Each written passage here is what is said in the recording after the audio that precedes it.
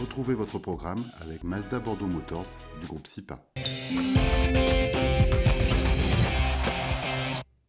Mathieu, bonsoir. Bonsoir Bastien, bonsoir à toutes et à tous. On le savait, après Agen, il fallait confirmer à domicile, cette fois face à Bayonne pour l'Union Bordeaux-Bègles, dans un stade encore et toujours aussi vide, qui résonne. C'est plutôt assez étonnant comme ambiance. Et finalement, l'Union a été au rendez-vous, mais, tout ne s'est pas passé idéalement, on peut dire, parce que Christophe Furios, au terme de la rencontre, a mis en avant quand même quelques passages où il aurait aimé que l'équipe soit un petit peu plus performante. Oui, on n'est pas encore sur la plénitude du côté de l'Union Bordeaux-Bègles. Il n'y a pas encore un match de 80 minutes parfait où il y a une maîtrise totale de l'adversité. À l'inverse, l'Union Bordeaux-Bègles, on va voir ça en image d'ailleurs, mais l'Union Bordeaux-Bègles a encore eu des petits ratés en seconde période. Là, voilà, on va voir ensemble le résumé du match avant d'aller voir Yuji se tenir.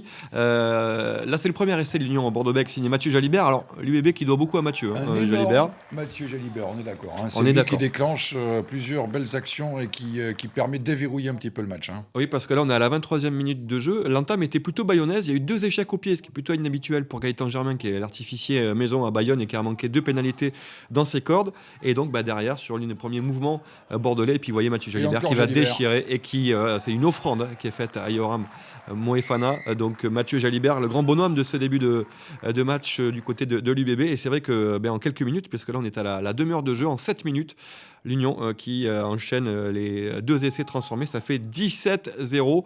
Et puis l'UBB, donc c'est vrai que sur le coup, depuis le début de la saison, Bastien, on le voit, l'UBB plutôt performante sur la première période. Là, tout roule pour l'UBB, puisqu'on est à la 36e avec cette combinaison en touche. On va voir quelques ralentis avec Joseph Douéba qui était titulaire samedi, qui a fait un gros match aussi, le talonneur. Là, il y a une belle concurrence entre Clément Ménadier et Joseph Douéba. La petite combinaison avec Alex Flancard qui remet aussi à Douéba.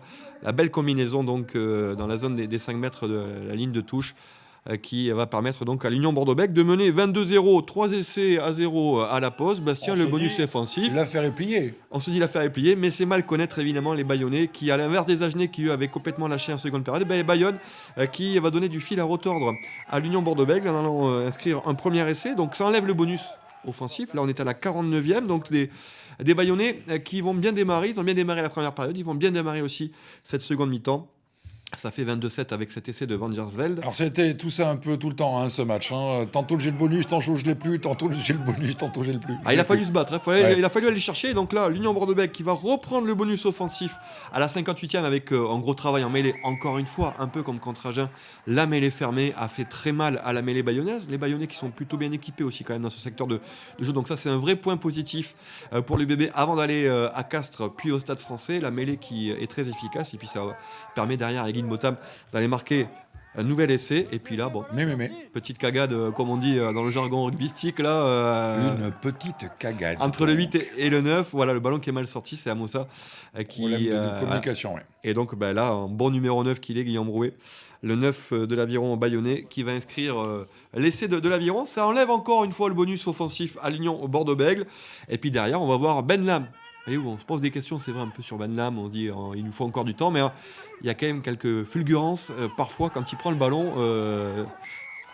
Et là, je vais vous laisser le cri de Thierry Païva. Voilà, parce que Thierry Païva, de retour de blessure, c'est son retour, il marque un essai. Je laisse le cri parce que lui-même il l'a dit, il était tellement fou de joie d'inscrire cet essai. On voit quand même le gros travail de Ben Lam, c'est lui qui fait quand même le gros du travail, Ben Lam. Et puis derrière Thierry qui a récupéré et qui dit, je pense qu'on a dû m'entendre à je sais pas combien de kilomètres alentour parce qu'il a fait un cri de joie. C'est fait. Pour Thierry Païva, on était vraiment content pour lui. Et puis vous voyez encore derrière cette mêlée. Il va y avoir un gros travail des avants de l'Union Bordeaux-Bègles pour vraiment conforter ce bonus offensif. Et avec le 6e essai inscrit par Yandré Marais, puis derrière des Bayonnais qui vont pas lâcher encore. Voilà, on voit l'essai de Yandré Marais en force des Bayonnais. Donc là ça consolide vraiment le bonus offensif. Mais des Bayonnais à 2 minutes de la fin de leur rencontre qui vont aller inscrire un 3e essai. On a eu 9 essais, on en a eu 10. Alors c'était 10 pour l'UBB la semaine dernière contre Agen. Là c'était un peu plus équilibré. On va dire 6 essais pour l'Union et 3 pour l'Aviron bayonnais.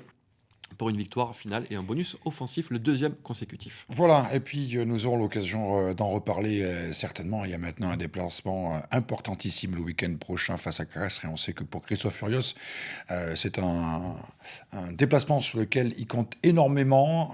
Après, effectivement, les 2 belles prestations à domicile, c'est un gros adversaire qui attend l'Union Bordeaux-Bègles le week-end prochain. Cela dit, vous étiez, il y a quelques heures, du côté du stade de Moga pour un entretien avec Uji Seteni, 3/4 centre à l'UBB, qui a répondu à quelques-unes de vos questions. Tout de suite, on prend la direction de Bègles.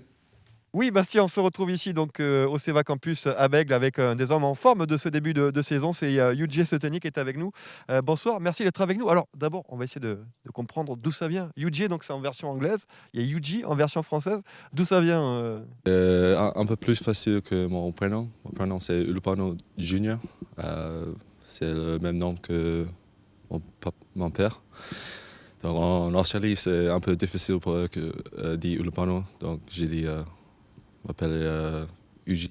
C'est toi qui l'as trouvé ou c'est les joueurs C'est bon. Oui, c'est vrai que c'est plus facile, je le reconnais effectivement.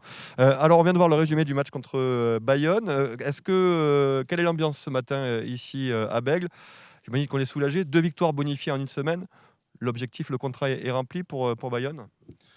Ouais, c'était notre objectif pour le 2 matchs à domicile, d'essayer de prendre les 5 points. Et on a fait ça. Donc ce matin, tout le monde était content de le match et c'était bon de trouver l'ambiance encore. Alors, Christophe Furios a dit à la fin du match, on va boire 10 bières, mais après on ne parlera plus de Bayonne. Dès lundi, on va travailler sur Castres. Je ne sais pas si vous avez bu 10 bières, mais en tout cas, vous n'êtes pas revenu sur Bayonne alors? Non, c'est ça. Comme on a dit, on était content avec les 5 points. Parce que le match, c'est le 22 soir. Donc c'est une semaine courte. Donc on doit focus sur le prochain match à Castres. Et Castres, en plus, c'est un match un peu particulier. C'est évidemment un déplacement pas facile. L'objectif, c'est de confirmer que ça va mieux. Après les 2 victoires, il faut maintenant confirmer à l'extérieur. Oui, c'est ça. On n'était pas assez bien les 2 derniers matchs à l'extérieur. Donc j'espère que les 2 derniers matchs qu'on a fait, on peut trouver un peu de confiance. Et on sait qu'il ne va pas facile cette semaine contre une équipe comme Castres qui a fait deux bons matchs l'année dernière. Comment ça se passe ton entente avec Yoram Moefana aussi, on le voit. Donc il marque un essai, vous enchaînez les matchs ensemble. C'est un jeune joueur. Tu l'aides un petit peu, tu as un peu plus d'expérience. Toi, tu l'aides un petit peu. Qu'est-ce que tu penses de lui? Il est timide, mais dès qu'on entre sur le terrain, quelquefois il me aide. C'est lui qui t'aide un peu des fois aussi. Ouais, c'est un peu choc pour moi, mais ouais, j'étais très content pour lui. Ouais, c'est ça. Vous entendez bien. Au centre, vous arrivez, vous êtes assez complémentaires. Il y a aussi Jean-Baptiste Dubié et puis Rémi Lamora qui a joué un peu. Rémi, c'est un peu le papa des 3/4 aussi. Vous êtes beaucoup. Quel est son rôle pour vous, les centres et les 3/4? Oui, ouais, comme tu l'as dit, il est le papa. On a beaucoup de respect pour lui. Il est un joueur qui connaît beaucoup. Donc moi, j'essaie d'apprendre tout que je peux. Et, ouais, il est un bon mec d'avoir dans notre équipe. Et on le voit effectivement qui revient un peu à la compétition. J'aimerais avoir ton avis aussi sur Ben Lam. Voilà, c'est peut-être un joueur que tu connais depuis longtemps. Qu'est-ce que ça te fait de jouer à ses côtés? Ouais, là, il parle pas beaucoup, mais il parle avec son yeux. Ouais. Donc, il fait soit ça ou... Vous êtes tous timides chez les 3/4 ou c'est ça? Oui, parce que vous parlez pas beaucoup, mais Oui, je crois. Mais il y a des mecs comme Nance et JB. Donc. Baptiste Dubié, oui, il parle pour vous, c'est ça? Oui, c'est ça. Ouais. Il prend tout. Bon, un petit mot sur ta situation également. Tu enchaînes les matchs cette saison. C'est ta 3e saison ici à Bordeaux. Il y a eu un doublé la semaine dernière. Comment tu te sens? Est-ce que c'est ta meilleure saison? Ton meilleur début de saison en tout cas? Ouais, c'est toujours bien de trouver la ligne d'essai. Ouais, je pense. J'espère que ça va être continué. C'est l'occasion aussi dans Top Rugby de mieux connaître un peu le parcours de nos invités. Yujie, tu es arrivé à Toulon. D'abord, Toulon, en plus, arrivé en espoir avec Matt Guiteau et Wilkinson. Ils t'ont beaucoup aidé, j'imagine. Enfin, c'est bien d'apprendre avec eux, à leur côté. Ouais, j'étais toujours juste demander toutes les questions. Je regarde. C'est le joueur qui est vraiment professionnel. Le petit truc comme la récupération et tout ça, le petit détail que tu vois pas sur la télévision. Et, ouais, j'ai la chance de faire un peu mon stage avec lui. Tu as été bien encadré. Après, départ pour Oyonnax et puis arrivé ici à Bordeaux il y a 3 ans. Mais comment as-tu découvert le rugby? Donc, on rappelle que tu es samoan, en fait, tu es d'origine australienne. Là-bas, c'est le rugby. Mais tu n'as pas commencé par le rugby. Raconte-nous comment tu as démarré au rugby. Moi, j'ai commencé par AFL, Australian Football. Parce que Football australien, voilà. ouais, c'est ça. Et, je suis né en une petite ville où il y a que 4 équipes de rugby.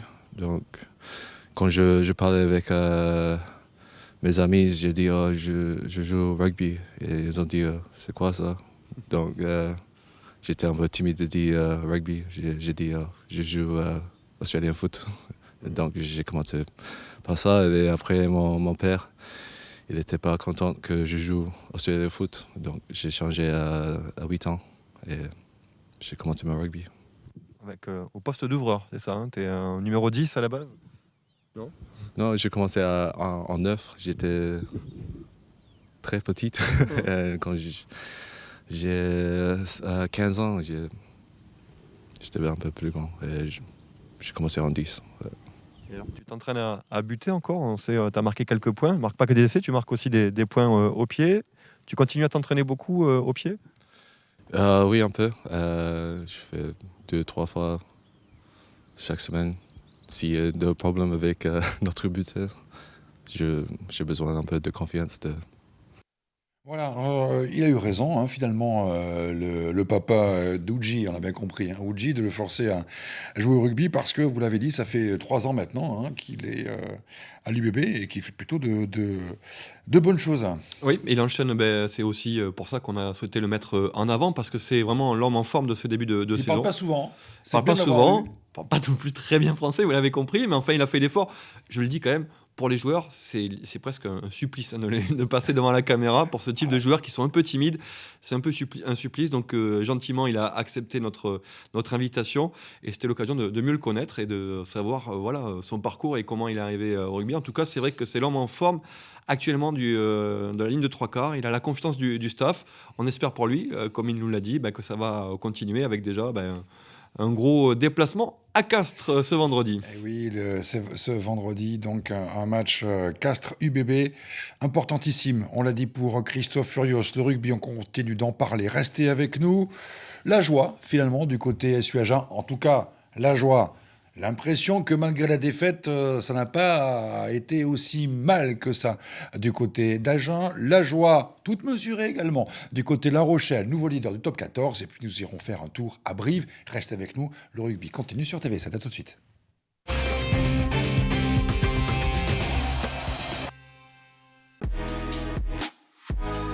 Votre programme vous a été présenté par Mazda Bordeaux Motors du groupe SIPA.